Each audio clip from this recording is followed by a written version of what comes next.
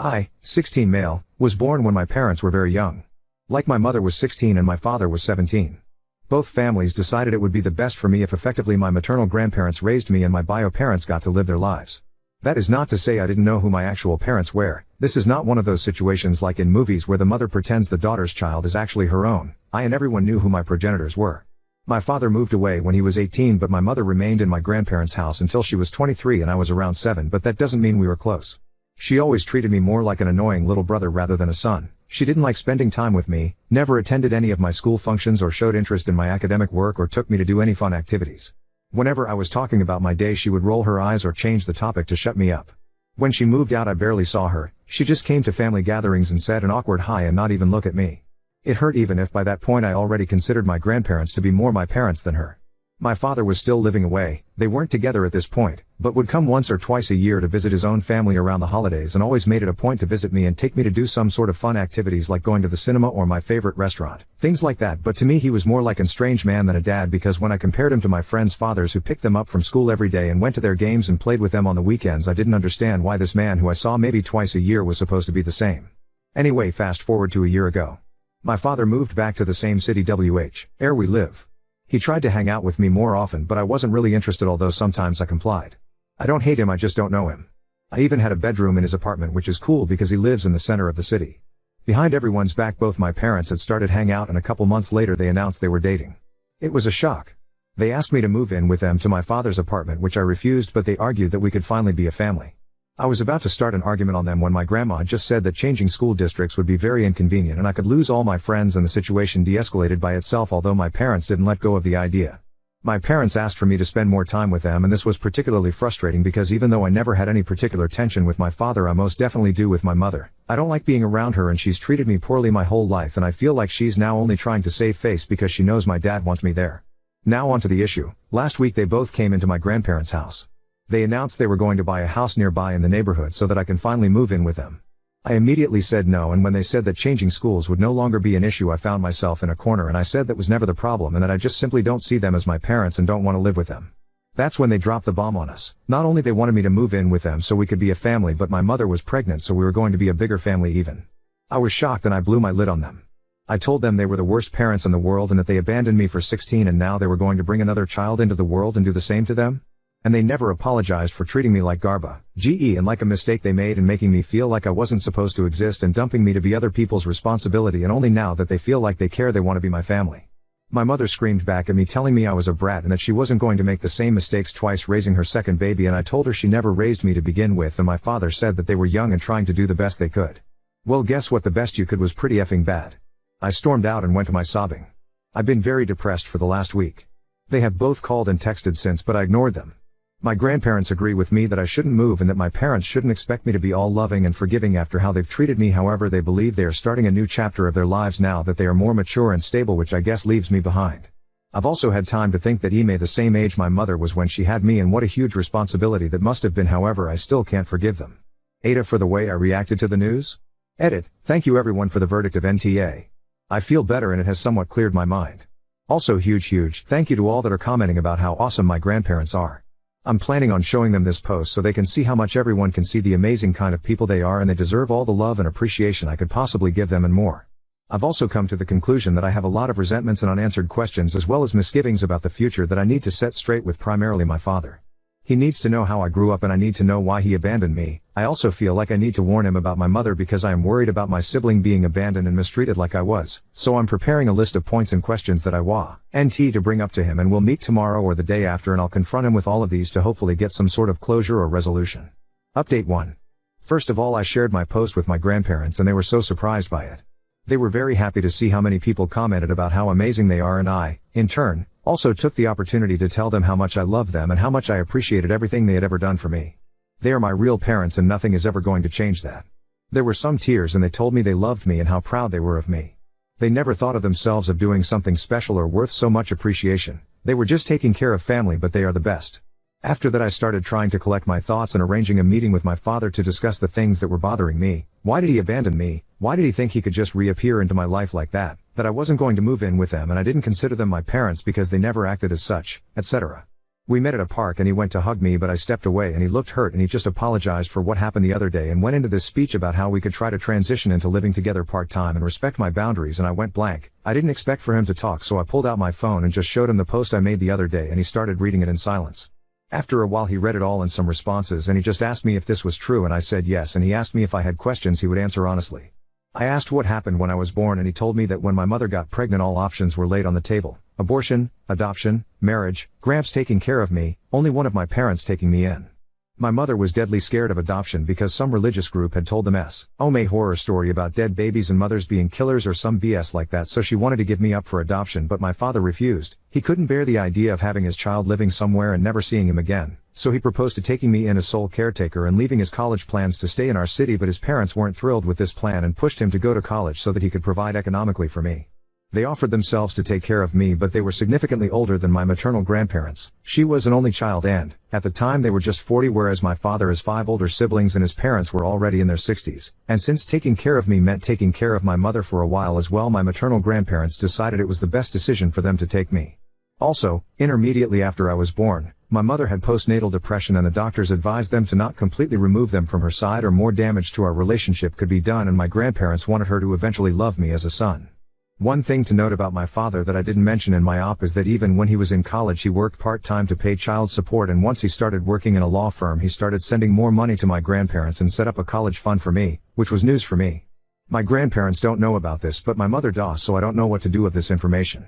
My father thought of me all the time he spent away and believed he had left me with a happy family and that he was working to give me a better life, but I followed his life trough social media. He went to parties, vacations, had girlfriends and did lots of fun stuff and barely had any contact with me. I asked him why couldn't have he made more of an effort to be a part of my life? Like, I understand if he needed to study in another city and work there, but it's no effort to call or text. Coming once a year just doesn't cut it. He looked ashamed and apologized to me, and I took advice that I saw in a lot of the comments here that I would forgive but not forget, and that maybe we can build a relationship going forward, but it will always be marked by his actions in the past. If he hasn't been my dad for 16 years, he can't start now. He seemed sad but accepted my conditions. I then told him about my concerns about my mother, told him how bad he treated me as a child, that I did not think she would be a good mother for my sibling, and that I wanted to go low/no contact with her.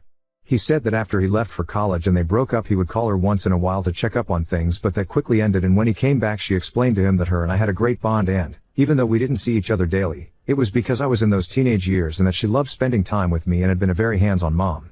I told him that all that she said was a lie and that she never cared for me. He obviously read the stuff from my post, but I also told him other things, like when she would ask my grandparents babysitting money for taking care of me, or that she would call me annoying or disgusting to my face when we still lived together, and that severely messed me up. He was very serious and said he would talk to her, but that he really would not allow a child to be treated like that, and that he was sorry for letting that happen to me. Lastly, he told me I would have a bedroom in his house, but he understood perfectly that I would never live there. He was quite emotional at this point and got choked up at this point when he asked me if, even if I didn't consider him my father, I would consider his baby my sibling. I said of course, and that I planned to be a very active part in their life if I could. He started crying and asked if he could hug me, and this time I agreed. I am happy about the resolution of our conversation, and I really do believe he will be a good parent for my sibling. Update 2.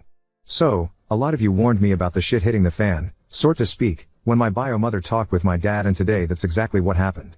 My father sent me a text early in the morning warning me about the fact that he was going to confront my mother and that he didn't want anything to splash to me, and reassured me that he believed me completely, and I braced myself because I expected for her to call me berating me or something. I truly don't care about what she thinks, but these past few days have been emotional draining and I wasn't sure if I was ready for another full-blown out confrontation. Using Reddit to vent has been helpful though.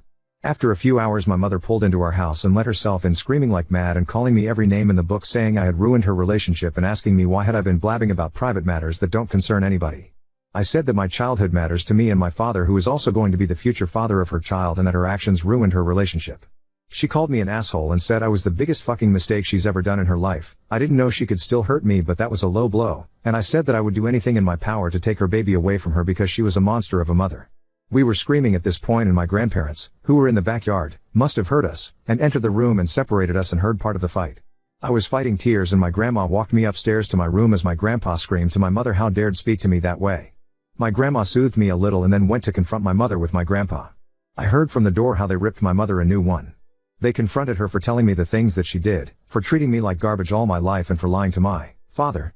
They told her how disappointed they were in her for always treating me with disgust and how many excuses they made for her, thinking she was a child trying to raise a child, but she was now an adult and her behavior continued the same, and they said they were on the path of disinheriting her. My mother was screaming about how hard it had been for her and how much she hurt, but my grandparents were having none of that. They raised me and she was allowed to have the life she wanted and to take all the decisions she wanted without repercussions ever, and I even heard them say that if there was any custody battle ensued over the baby to come, they would take the father's side unless she radically changed everything about her behavior. They went outside for a while, so I don't know what they said, but eventually they came into my room and my grandparents looked extremely serious and my mother was red and crying and apologized to me through gritted teeth. I didn't respond, but my grandparents said on her behalf that she was going to start therapy immediately and she was no longer welcome in the house. I called my father after the debacle and he was furious. He talked to my mother before going to a work meeting thing or something and he confronted her about everything. Apparently it was nasty, but he was willing to work on the relationship for the good of the baby on the condition that my mother would also be working on improving her relationship with me so that whenever I visited them I wouldn't feel uncomfortable. After he left, he made her promise she wouldn't contact me until they talked again, but there's my mother for you folks. I asked him to think on what's better for himself and for the baby and to not hold today against my mother if he doesn't want to. Also, a thing that has come up a lot in the comments of my previous posts is that my progenitors only want me as a babysitter and that I should steer away from them and baby for my own sake, but I want to make a point about that. I can't say nothing about their intentions, I know nothing about that, but I am really very excited to have a sibling. Growing up I had a very small family, it was just my grandparents and me. On my paternal side I had a huge family with aunts, uncles and cousins, but whenever I went there I always felt like the odd one out. They tried to include me and invited me for Easter, Christmas, BBQs and stuff, but I didn't really know them, and although they were nice I always felt like I had a big sign on my head that said that kid John had in high school. I can't wait to have a sibling and love them and always be there for them and show them what a family is. I want to be that person they can always rely on for them, and I want to feel that bond with someone, so even if I have my misgivings about my parents, and I do, a lot, I do not about being a big brother. I hope this is the last update and there is no more family drama in the future. Update 3. Well, first of all, my grandparents are as cool as ever, I have not moved nor I intend to, and we spent Christmas together, it was all great. My father and I have bonded more and we are in a better place. He is paying for my therapy and we've done a couple of sessions together and we're in a much better place. He feels sorry for having lost my childhood years but understands that cannot get them back, and instead of pushing a relationship with me he is letting me have my space to build as much of a relationship that I want with him, which takes the pressure off of me tbh. We've kind of bonded over my little sister, we found out is going to be a girl, and I helped him paint the nursery and build the furniture, which I enjoyed a lot. He and my egg donor are at a bit of a weird situation. They live together but they're not together. My father is extremely angry about everything that she did and said to me when I was little and what I related in my previous post, and he is weary about what kind of person she really is going to be with my baby sister. They are going to couples therapy and individual therapy, and, although I see her at passing because I go sometimes to my father's house, she is just barely polite with me and I can tell she feels like I'm the one who screwed up her opportunity to play house with her second baby. I try to pay her no mind, but the only thing that worries me is if she eventually is going to poison my little sister's mind against me or subject her to a similar mistreatment like she did to me, because she is also going to be born around all this tension. The silver lining is that everyone else is showing up for my little sister, and that means I've also connected much more with my father's side of the family. They've always been kind to me, but I always felt weird around them, but now that things with my father seem to be settling into a more comfortable way, I feel like I belong into his family more and I can hang out with my cousins and aunts and uncles more. Now on to second story. Coworker spreads false accusations about my deceased brother and calls me a liar, resulting in isolation and whispers at the office. I, 22F, am a triplet with 2 brothers, but one of my brothers passed away when we were 14. Whenever anyone new asks if I have any siblings, I just say I'm a triplet with 2 brothers. I'm not trying to trauma dump when doing small talk with someone I'm not very close to. From talking to people in grief support, I thought this was relatively common.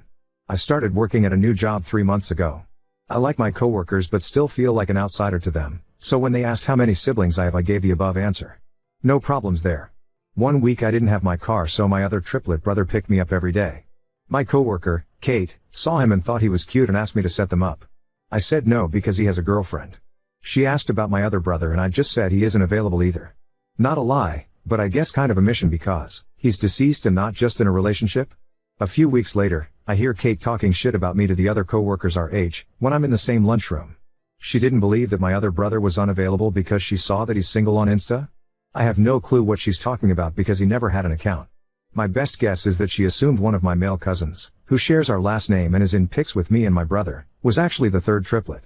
Who knows // I never engaged with the whispers because I hate confrontation. A day after that, some of my coworkers come up to me and ask what's wrong with me. I was super confused. They then told me that my brother had SA allegations against him in college and the real reason I didn't set him up with Kate is because I knew he was dangerous but still supported him. Apparently Kate said she found all this out from someone who also went to my college. I'm still in the same town. I was shocked and just told them that was impossible because my brother died when he was 14. They didn't believe me and then called Kate over and all three of them called me liars. I showed them pictures of the funeral, pictures of us at his grave, my brother and I holding his picture at our graduations. Then they all piled on me and called me a liar for not saying my brother was dead. But Kate made up a horrific allegation for no reason? They are all icing me out and whispers are going around the office. I don't know what they're saying but no one seems to understand my side. I feel like I'm taking crazy pills. I talked about my brother the way I always have. The girls made me feel like I was such a horrible person and a liar who can't be trusted and I don't understand. My family is all on my side but they're all fiercely protective of me and especially my deceased brother's memory so it's biased. Ida? I would make a complaint with your manager/HR about Kate making false rumors about your family and forcing you to discuss your grief. Fucking hell, even if he wasn't deceased, may he rest in peace, I'd not want Kate anywhere near me/my family. It's completely up to you and your story to explain, but maybe next time you could word it different to he's not available. But she definitely crazy. Update 1. My one and only update. Skip the next 3 paragraphs if you only want the update. Smile. I just want to address the way I talk about my brother since there are so many mixed opinions. I can never ever talk about my brother like he never existed. To me that's so disrespectful to his memory.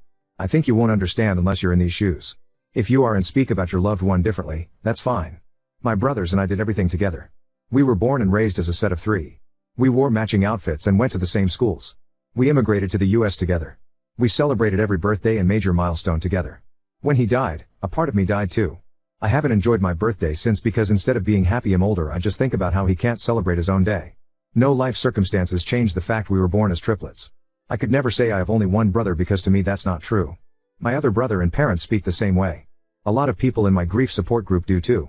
No one has ever gotten upset at me and have been very understanding about it. However, people have been weird when I used to say he was dead up front, soon after his death, which is why I switched in the first place. Which is why I was so stunned Kate blew up at me. But I think I might consider being more blunt. I guess someone's gonna be mad or weird about it no matter how I say update 2. I talked early today to my manager after she read my email and she was horrified. Apologized to me again and again and told me all 3 would be dealt with. But seems like she was most angry at Kate. She didn't guarantee exactly anything would happen because she still has to do an investigation and get everyone's sides, but I think they will definitely be punished some way. I don't know if that's getting fired or suspension or just scolded. But that made me happier. I think I should clarify my coworkers other than those 3 haven't been icing me out, just whispering because they know something happened between us. But I like them and they're very nice to me. I didn't talk to them about it since I took it up higher but I hope they understand me. I'm not sure if I'm staying at this office, depends on what happens to the 3 girls in the next weeks. But I probably won't update again. I know a lot of people wanted me to take legal action, but I really don't want to rock the boat too much. I'm applying to medical school right now and hope to start in fall 2025 so I just want this behind me fast and not have any court stuff on my record for now. If it gets too bad I'd rather just leave and enjoy my last year of freedom. That's pretty much all that happened. I wanted to thank you all so much for all of the kind words these past days. I was going through confusion and your comments made me angrier towards Kate and made me take action. You are so sweet and helped me through a tough time.